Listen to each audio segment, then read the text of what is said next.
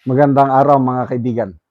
Bigyan natin ng reaction opinion itong post ng Arclight News.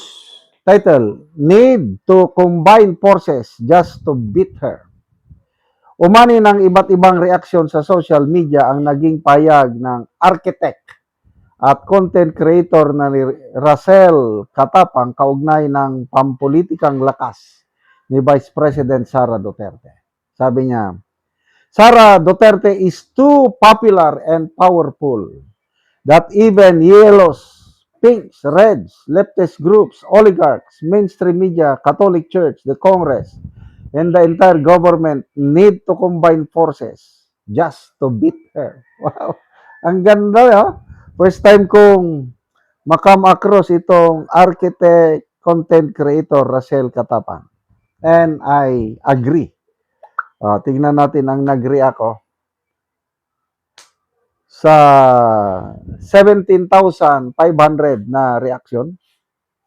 12,000 ang nag-like, 3,100 ang nag-love, 1,500 lang ang tumatawa. Meaning, halos 90% sumasang-ayon dito sa pananaw ng architect Katapang na ito.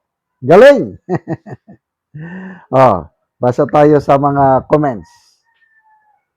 To beat her, she's not winning, my dear. Rafael De La Torre, DDS base is around 16 to 18 million. Solid loyalist base is, hindi na ako maniwala dito. Kung by groups lang, ang paniwalaan natin is yung survey ng WR Numero. 37% ay mga Duterte, DDS. 20% mga loyalist. And 18%, and then, ang 20% ay dilawan and 18% mga loyalist. Kaya kahit pagsamahin mo pa sila, wala pa rin. Kasi yung neutral na mas malaki, mga nasa 20 plus, marami doon, Duterte sila. Kaya sa mga surveys, hindi nila talaga kayang talunin si VP Sara. Example, yung Pulse Asia survey, tumaas pa nga ang rating ni VP Sara kumpara mo nung March, nung kasisimula pa lang ang impeachment proceedings sa Kamara, 43% ang voters preference ratings ni VP Sara. So, nagkaroon ng mini trial sa Kamara at ngayon na nga, nagkaroon na ng impeachment trial sa Senado. Bumababa ang ine-expect ng mga kalaban ni VP Sara, mapababa nila ang ratings ni VP Sara. But they were totally wrong dahil yung 43% ni VP Sara noong March, naging 49% pa ngayon. Despite sa lahat ng ginagawa ng mga kakamping, loyalist, leftist, oligarch, mainstream media. Kahit magsama-sama pa sila, wala pa ring makakatalo kay VP Sara. At ang rason, bakit? Paliwanag ng Director, Professor Ronald Holmes, presidente ng Pulse Asia is yung narrative na ang mga Duterte, si VP Sara ay pinipersecute, iniipit, yung inaapi.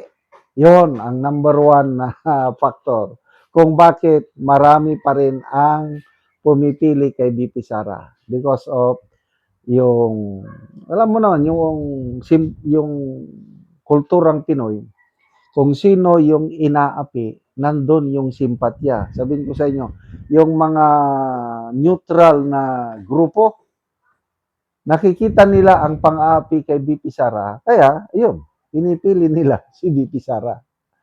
Oh. So, kahit ano pang gawin nila.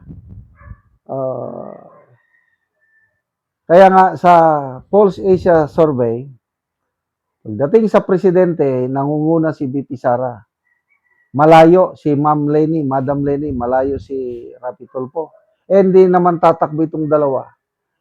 Si Risa Ontiveros, 0.01% lang nakuha. Paano sila mananalo? Kasi Ontiveros man ang handang tumakbo.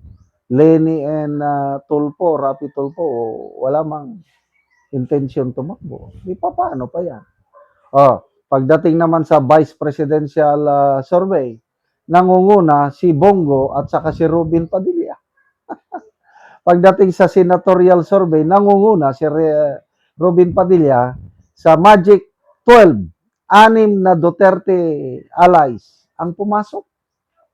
Padilla, Alan Peter Cayetano, Ligarda, Jinggoy, sino pa? Willie Revillame, then may isa pa. Nakalimutan ko, si Mark Villar. Pasok, 6 Duterte boys and girls. So, kahit anong gawin ng mga pinagsamang puwersa, lahat na pagsamahin mo, pagdating sa eleksyon, sa 2028, hindi naman nila kaya mag-put up ng isang kandidato. Magkawatak-watak yan. So, ang liberal, ang kakamping, sigurado may separate na candidate. Separate din ang candidate ng Marcos Camp. Separate din ang candidate ng leftist. So, 3. Pang-4, si BP Sara. Four-way fight. Paano sila manalo? Wala na. The game or the end is near. It's just a matter of time. Babalik ang isang Duterte sa Malacanang. At humanda sila. Papakulong sila. Yung mga maleta-gang na yan, ipapakulong ni BP Sara.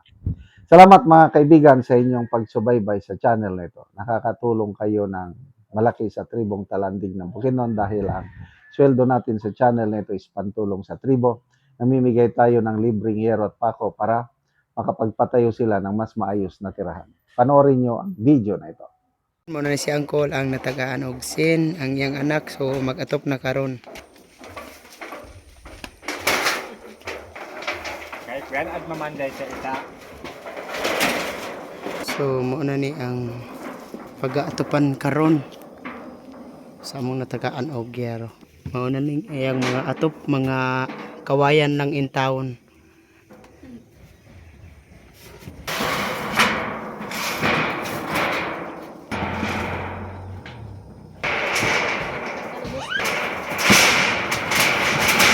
O muna ni ang ilang atop nga kawayan lang. So karon napulian na gyud og gyero tungod sa tabang.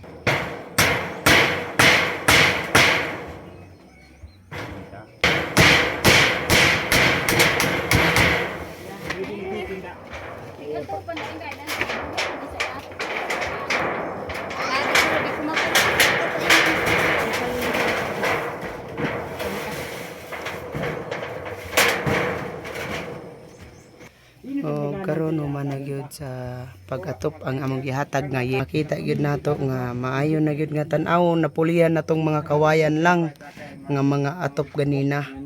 So yero na gyud ang nakapuli sa mga kawayan lang. Salamat sa Ginoo ug salamat sa nagtabang sa sin, di nagyud mi maulanan. Salamat kaayo. So pila na to ka tuig ang inyong atop nga kawayan lang? Tulo na ka tuig to.